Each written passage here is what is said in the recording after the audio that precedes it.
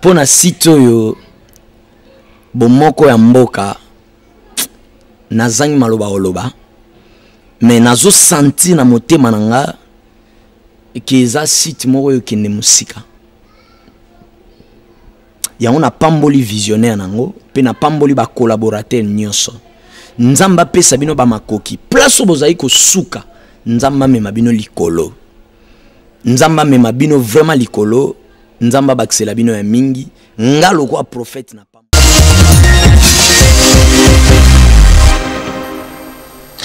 Bienvenue à tous. Dans l'actualité de ce vendredi, les médecins et les infirmiers ainsi que les paramédicaux des services publics sont en grève depuis ce vendredi. Une même et seule revendication, l'harmonisation du salaire payé en francs congolais qui devrait s'adapter au taux de change actuel. À l'hôpital général de référence de Kinshasa, les médecins par exemple ne prennent en charge que les cas d'urgence et les malades internés avant ce mouvement de grève. Première journée de conclave des membres du RASOP. Le programme prévu n'a pas été respecté puisque les conclavistes ont été surpris ce matin en arrivant sur le lieu de la rencontre. Les responsables du centre Béthanie ne leur ont pas donné accès puisqu'attendant l'autorisation de l'autorité urbaine sur demande de la NER. C'est donc sous la période que cette première journée s'est déroulée. Et puis le calme est revenu sous le campus universitaire de Kinshasa après une journée mouvementée où étudiants et policiers se sont affrontés. Le bâtiment administratif saccagé et quelques véhicules ont été brûlés aussi. On note quelques blessés du côté des manifestants.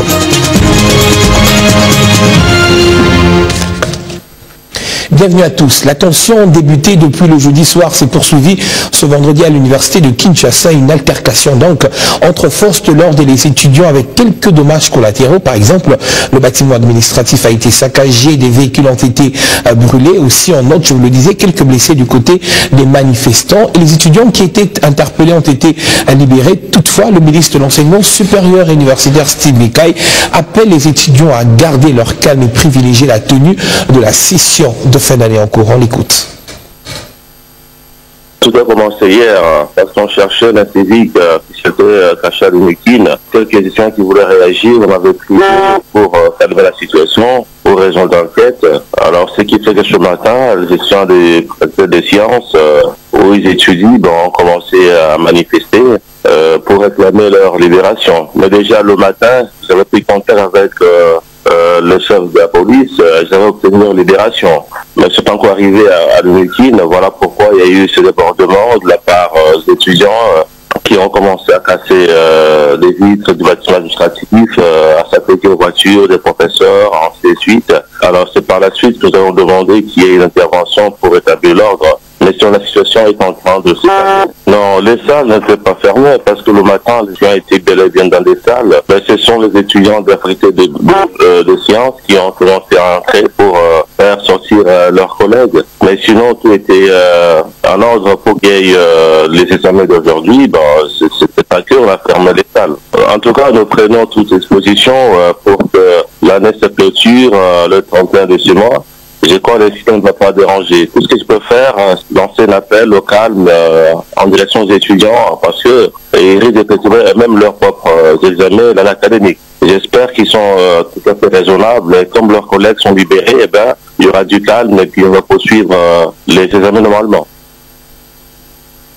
Et ce communiqué de la police nationale au sujet justement de ces incidents. L'opinion se souviendra qu'en date du 14 juillet 2017, un groupe d'assaillants s'était introduit au marché central muni d'armes à feu et des machettes s'attaquant aux personnes et à leurs biens. À l'occasion donc de l'affrontement avec la police nationale, ces terroristes avaient causé en termes de pertes en vies humaines la mort de madame l'administrateur du marché central, la regrettée Chantal Mboyo, et du vaillant policier, le sous-commissaire adjoint Kamumbuzu du sous-commissariat de Bokassa sur Rwaka Dingui. La police avait promis justement à la population que des recherches seraient intensifiées pour retrouver les 10 assaillants qui ont causé des pertes en vies humaines et les traduire en justice. Et lors de la même communication, il avait aussi été porté à la connaissance de l'opinion nationale et internationale qu'un des assaillants avait été maîtrisé par les forces de l'ordre. Ainsi, à l'issue de son interrogatoire, il a été établi qu'il s'agit du même groupe qui, en l'espace de 2 mois, a perpétré 5 attaques dans celle du centre pénitentiaire pénitentiaire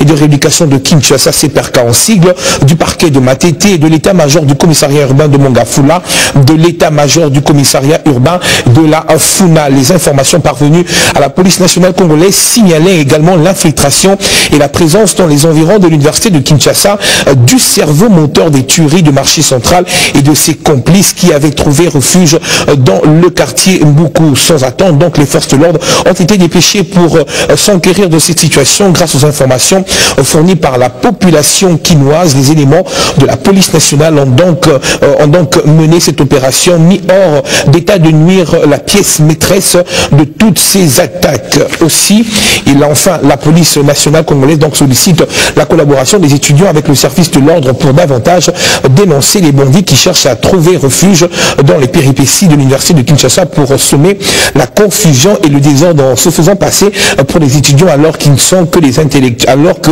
ceux-ci sont des intellectuels et constituent l'avenir de demain. Et cette information, sachez également que le sous-secrétaire aux affaires humanitaires et secours des Nations Unies a livré tout à l'heure un point de presse au cours duquel il a dressé un état de lieu de la situation humanitaire en République démocratique du Congo, situation qualifiée de sévère, a-t-il laissé entendre. Plus de 8000 personnes se déplacent chaque jour en interne dans le pays. En 6 mois, on est passé de 2,2 millions à 3,3 millions de déplacés dans le pays. Ce dernier également fait savoir qu'il faudrait redoubler d'efforts pour la survie des Congolais déplacés à l'interne et ce dernier donc revenait d'une mission de 24 heures effectuée à Goma, Bukavu, Kalemi et à Chikapa. Je voulais annoncer à l'ouverture de ce journal, la grève des médecins est effective depuis ce matin, comme annoncé dans les hôpitaux publics, le cas d'ailleurs de l'hôpital général de référence de Kinshasa, où les médecins ne prennent en charge que des cas d'urgence et des malades internés avant ce mouvement de grève, comme nous le dit ici le docteur Freddy Kabamba, président sectionnaire du SINAM. Dans l'écoute.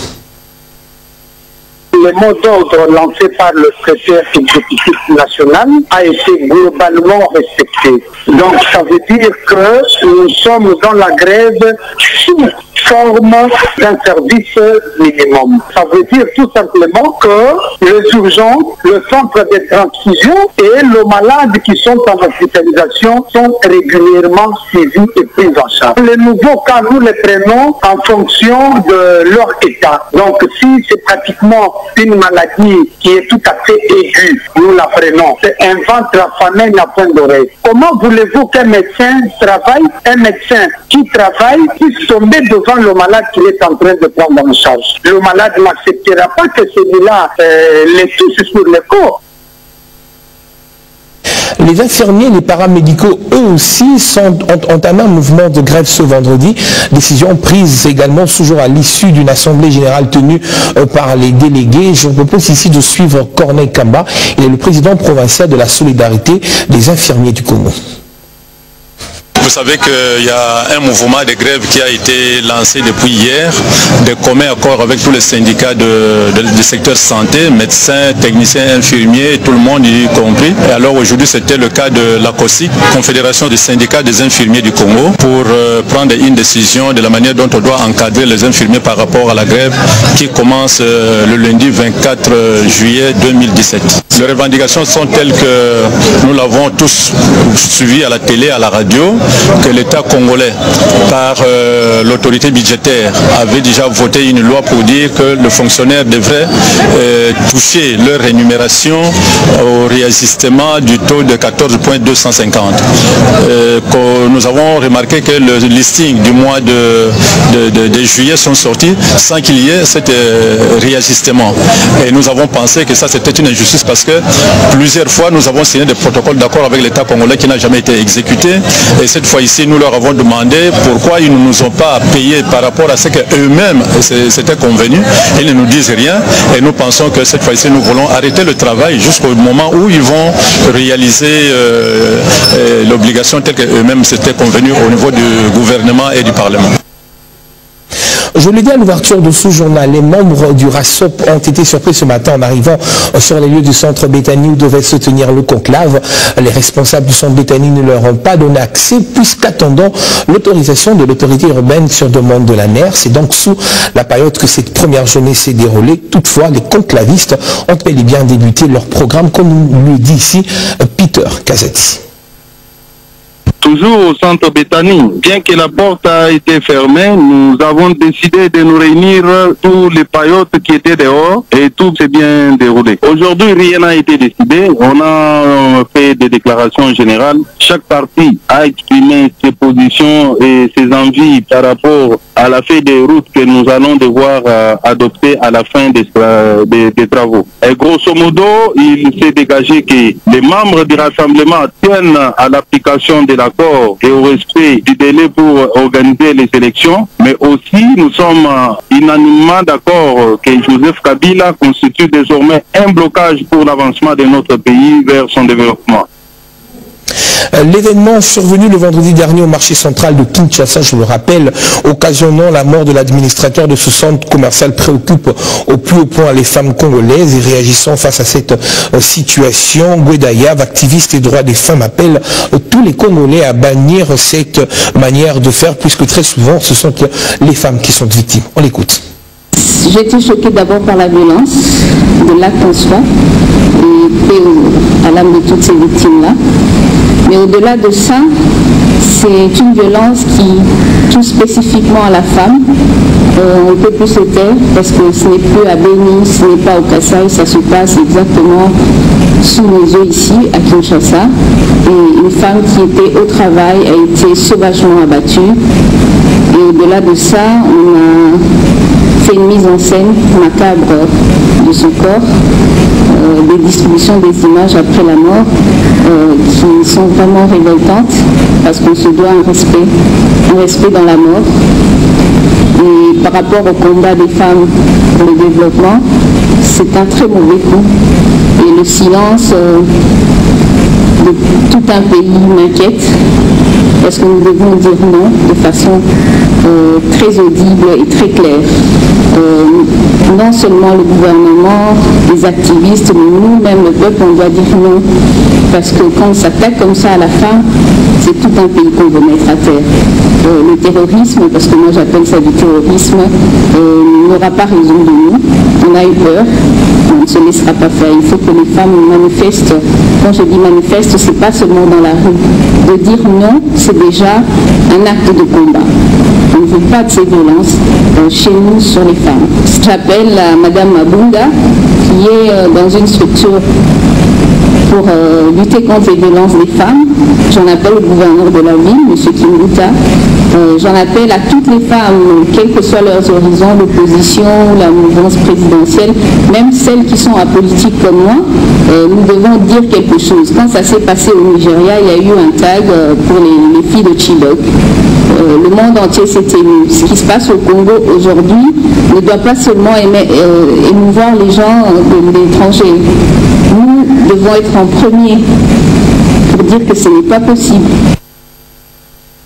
Une concertation qui a été instituée au ministère d'État en charge de l'emploi, travail et prévoyance sociale par le patron de ce portefeuille. À en croire Lambert Matoukou, ceci permettra à son personnel de bien mener les différentes actions assignées à ce ministère du gouvernement Tshibala. Désormais, un cadre de concertation a été institué au ministère d'État en charge d'emploi, travail et prévoyance sociale. Cette démarche vise à impulser un climat de paix, de solidarité et de fraternité pour permettre à ces portefeuilles d'atteindre les missions lui assignées au gouvernement Tshibala. Certifié de Lambert Matoukou.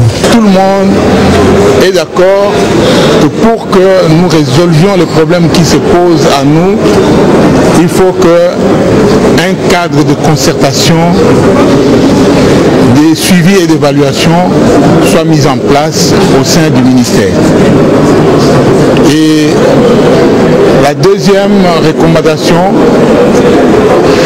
parmi les plus importantes, c'est qu'il faut que des commissions ad hoc soient mises en place. Et la troisième, c'est que dans chaque service, nous allons devoir avoir des points focaux qui auront à traiter des dossiers qui sont transversaux, qui sont des dossiers horizontalement de collaboration. Cette initiative augure donc un nouvel élan au sein de ces ministères qui tient à tout prix contribuer à l'émergence de l'RDC dans les secteurs de l'emploi et du travail. Étiage sévère, déficit des recettes, grosse panne, explosion, incendie, plus que des simples mots, ceux-ci sont des événements malheureux qui ont constitué des goulots d'étranglement pour la SNEL depuis 2011. Les difficultés qui n'ont pas d'ailleurs empêché pour autant le conseil d'administration en sortant et sa direction générale d'arrêter la dégradation de l'entreprise et de stabiliser les équilibres fondamentaux. Et toutes ces actions encourageantes ont été présentées à la cérémonie de remise et reprise organisée ce jeudi à Kinshasa. De la production au nombre de la clientèle, en passant par le chiffre d'affaires, d'énormes progrès ont été enregistrés à la Société nationale d'électricité. De 2011 à 2016, la SNEL est passée de plus de 7000 tonnes gigawatts à plus de 9000 tonnes gigawatts pour une clientèle facturée passant de plus de 400 000 à plus de 600 000, avec le chiffre d'affaires des plus de 310 millions à plus de 605 millions de francs congolais. Des résultats éloquents rendus possibles grâce notamment à une cohésion au sein de l'entreprise et le génie créateur de l'ensemble du personnel. Un tableau réluisant peint à l'occasion de cette remise et reprise teintée d'émotion. Le redressement de la société étant une œuvre de longue haleine, je ne m'empêcherai pas de vous exhorter à favoriser toujours cet esprit de cohésion et d'harmonie sans lequel l'atteinte des objectifs de redressement de l'entreprise sera vouée à l'échec. Malgré ces réalisations, les défis à relever restent immenses, étant donné les faibles taux d'accès à l'électricité de la population et le peu d'entrain observé dans l'intervention de nouveaux opérateurs dans le secteur de l'électricité, malgré sa libéralisation il y a de cela 3 ans. SNEL, pour sa part, doit poursuivre sans désemparer la consolidation de ses réseaux en vue d'apporter un service de qualité. Exprimant leur gratitude au chef de l'État pour cette marque de confiance à leur égard, le nouveau président du conseil d'administration, André Alain Atundou, et le nouveau directeur général de la SNEL, Jean-Bosco Kayombo Kayanou, promettent de tout mettre en œuvre pour préserver les acquis. Tout ce que vous avez réalisé sera consolidé. Et tout ce que vous n'avez pu achever sera mené à bonne fin. De toutes les façons, vos réalisations serviront de starting block à nos actions futures. D'ores et déjà, j'invite l'ensemble du personnel à tous les niveaux à se mobiliser pour le travail avec la nouvelle direction afin de relever les défis qui attendent notre entreprise, et ce pour participer à la mise en œuvre de la vision de la révolution de la modernité prônée par son Excellence Joseph Kabila Kabange, président de la République. Nouvelle équipe installée dans une ambiance bon enfant, le temps est ainsi donné pour un nouvel élan avec de nouvelles conquêtes. Et en santé, la deuxième campagne de l'opération de Bec de Lièvre s'est tenue à Kinshasa. Plus d'une 50aine d'enfants ont été opérés grâce à l'opération Smile Train qui s'est tenue à l'hôpital Biamba Marie Mutombo. Elle est dite maladie de la honte à cause de la déformation de la bouche qu'elle présente. Pourtant, elle peut se soigner, on peut en guérir grâce notamment à une intervention chirurgicale. C'est la mission que s'est assigné le vaste programme Smile Train qui a procédé à la deuxième campagne de réparation gratuite des becs de lièvre à l'hôpital Biamba Marie Mutombo. L'édition était toute particulière. La particularité de cette deuxième campagne, c'est qu'elle coïncide avec le 10e anniversaire de l'hôpital Biamba Marie Mutombo. Nous avons bénéficié aussi de la visite du chairman donc, de la fondation Dikembe Mutombo, M. Dikembe lui-même, qui a participé toute la journée d'aujourd'hui dans les différentes activités. L'opération se poursuit et on continue sur le même site. La procédure est simple, s'enregistrer pour bénéficier gratuitement de l'opération. Les recrutements n'est pas chose facile, surtout dans nos milieux. C'est souvent le bouche à oreille qui fait son pas ici, mais c'est très difficile. C'est pourquoi nous demandons à tous ceux qui connaissent ces familles de passer les messages, car la prise en charge est facile, elle est gratuite, totalement gratuite, du début à la fin. Je vous invite de venir ici à l'hôpital Biamba Marie avec vos enfants qui ont des problèmes de bec, de lèvres, afin qu'ils soient opérés gratuitement avec nos collaborateurs et nos amis et nos partenaires smart train qui sont là pour opérer nos enfants. Alexis est maire de Mélissa Mounanga. Le regard insultant, le calvaire et les moqueries des hommes, elle en a connu. Mais désormais, c'est du passé. J'ai été objet de toutes sortes de critiques à cause de l'état de mon enfant. Merci infiniment à l'hôpital Marie Mutombo. Guéri pour être guéri. Alexis bat désormais campagne, invitant tous les parents à venir bénéficier de ses soins. À tous ceux qui ont des enfants nés avec de tels défauts, ne vous souciez pas, bien que ça fait mal, ne vous découragez pas. Il y a lieu d'espérer. Emmenez vos enfants ici, à l'hôpital Biamba Marie Mutombo. C'est gratuit. Vous n'allez rien payer et vos enfants retrouveront le sourire. Ce vaste programme continu est aussi basé dans la formation du personnel soignant sur les pratiques et techniques d'opération du bec de lièvre. Déjà présent dans 5 provinces du pays, A Smile Train compte s'étendre sur d'autres provinces de la RDC.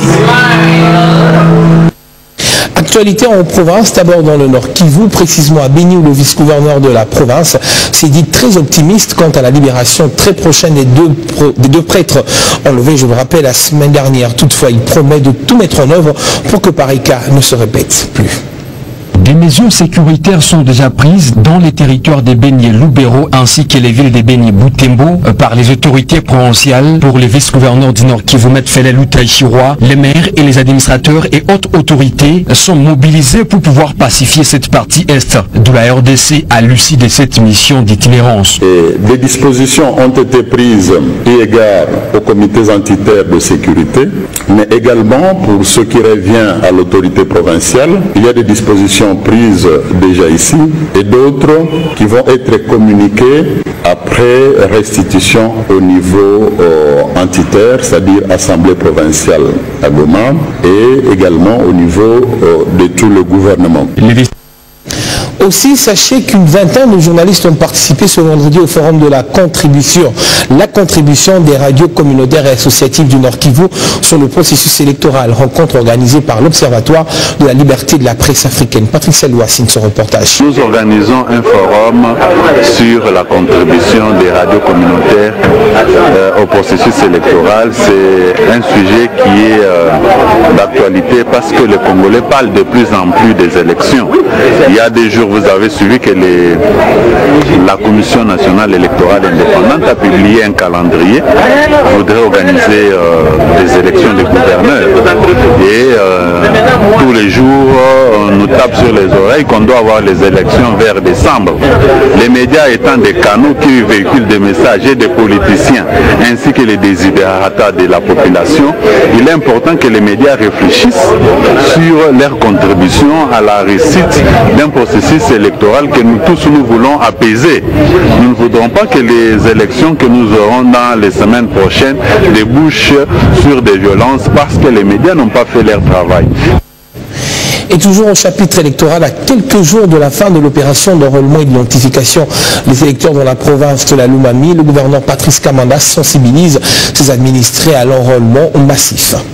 À quelques semaines de la fin des opérations d'identification et d'enrôlement des électeurs dans sa province, le gouverneur de Lomami, Patrice Kamanda, multiplie des séances de sensibilisation de la population pour un enrôlement massif. Ce dimanche 16 juillet, le numéro 1 de l'exécutif provincial s'est rendu à Kamende, chef-lieu du secteur de Lukachi-Loalou, à plus ou moins 60 km de Kabinda, où il a été chaleureusement accueilli devant plusieurs couches de la population de Kamende réunie devant la paroisse catholique. Patrice Kamanda les a d'abord remerciés pour l'accueil lui réservé. Passant à l'essentiel de son message, le gouverneur des provinces a invité la population de cette partie de sa province à se faire enrôler massivement, étant donné que cette opération tend déjà à sa fin. En second, le gouverneur des provinces a été largement applaudi lorsqu'il a annoncé que Kamende a été retenu pour abriter les chefs-lieux du territoire de Kabinda. Pour Patrice Kamanda, ceci n'est qu'une conséquence logique de la volonté du chef de l'État Joseph Kabila de décentraliser les pays. Pour confirmer les chefs-lieux du territoire de Kabinda à Kamende, pour accompagner les efforts du chef de l'État, nous devons exercer notre devoir civique pour que nous puissions avoir beaucoup de représentants. Et pour être capable de lire ou de choisir ces représentants, il faut avoir la carte d'électeur. 19e réunion des ministres du comité de l'organe tenu à Dar es Salaam. La RDC a été honorée à ses assises par une forte délégation composée des ambassadeurs, ministres de la Défense, de la Coopération et Développement, ainsi que le vice-premier ministre, ministre des Affaires étrangères, chef de peloton. Suivez. Recommandations essentielles sur la République démocratique du Congo à la 19e réunion ministérielle du comité de l'organe en matière de coopération politique et sécurité de la communauté de l'Afrique australe pour le développement tenue à Dar es Salaam. Cette rencontre qui entérine le projet des décisions des hauts fonctionnaires en prélude du sommet des chefs d'État prévu en août prochain à Pretoria se focalise sur 4 axes majeurs pour le pays de Joseph Kabila. D'abord, sur le processus électoral en cours, il fallait bien éclairer les participants sur les défis auxquels fait face la Commission électorale nationale indépendante pour l'organisation des élections. Le Conseil ministériel propose que cette fois-ci, la Commission électorale indépendante, qui est le pouvoir organisateur de l'élection, à qui il revient d'élaborer et de publier le calendrier électoral, cette fois-ci, assume ses responsabilités et publie un calendrier réaliste après concertation avec le gouvernement de la République démocratique du Congo et du Conseil national de suivi de l'accord du 31 décembre. Oui, Léonard Shoki Tundo, vice-premier ministre, ministre des Affaires étrangères, chef de la délégation congolaise, a fait savoir que le Conseil a, sur le plan de la sécurité, appelé la République démocratique du Congo au renforcement de ses troupes en envisageant évidemment un plan de relève à mettre en place après le mandat de la MONUSCO afin de faire face à la guerre asymétrique qui sévit dans sa partie est. Le retour de la paix dans le Grand Kasaï étant presque effectif, la SADC a lancé un appel à l'apaisement de tous les acteurs impliqués dans ce conflit. Actuellement, sous l'égide du vice-premier ministre, ministre de l'Intérieur et Sécurité, une conférence sur la paix et la sécurité est en préparation et va se tenir bientôt dans la province du Kasaï qui associe toutes les parties prenantes des différentes provinces sinistrées. Enfin, pour protester contre les sanctions ciblées de la communauté internationale contre certaines autorités congolaises, l'Afrique donnera la voix à Abidjan. Lors de la réunion de l'Union européenne et l'Union africaine qui va se tenir en novembre à Abidjan, je crois que l'Afrique fera entendre sa voix par rapport à la dénonciation de cette pratique des sanctions ciblées lors de la réunion d'Abidjan. Cette panoplie de recommandations vient une fois de plus témoigner la solidarité de la SADC envers la RDC, pays membre dont l'importance nécessite une attention particulière pour le développement intégrateur de la sous-région. La province de la Tchouapa fait face actuellement à des érosions qui menacent cette nouvelle province et le gouverneur ad intérim de cette entité s'est rendu dans l'immédiat dans différents sites pour lancer des travaux de lutte contre ces érosions. Déterminée à doter la Tchouapa des infrastructures routières dignes d'une nouvelle province, Marie-Josée Ifokou se lance dans la lutte contre les érosions qui menacent cette nouvelle province. Première étape de cette lutte anti-érosive, l'érosion communément appelée Libouluya Bank en plein centre-ville, devant une foule immense. Marie-Josée Ifokou a salué la maturité de ses administrés qui a su mettre l'intérêt supérieur de la province au-dessus de tout pour consolider la paix sur l'ensemble de cette nouvelle province. Pour l'autorité provinciale, le travail ainsi lancé s'inscrit dans le cadre de la révolution de la modernité prônée par le chef de l'État, lui qui tient au développement des nouvelles provinces. Au lendemain de mon avènement à la tête de la province, je vous avais promis de revêtir notre précieux bébé Tchouapa de sa plus belle robe. C'est dans cette perspective que j'ai lancé la réhabilitation de l'avenue Lumumba, le pont Lissafou sur la rivière Lomamé, dans le secteur de Boloa, l'avenue de la Révolution avec pour but de désenclaver la province de la Tchouapa. La journée d'aujourd'hui va rester définitivement dans les annales de l'histoire de la ville de Bwendé, car ce qui était hier un cauchemar deviendra demain un doux chemin agréable à pratiquer sans aucun détour. Merci de nous suivre à travers le monde. Je vous retrouve demain avec le même plaisir.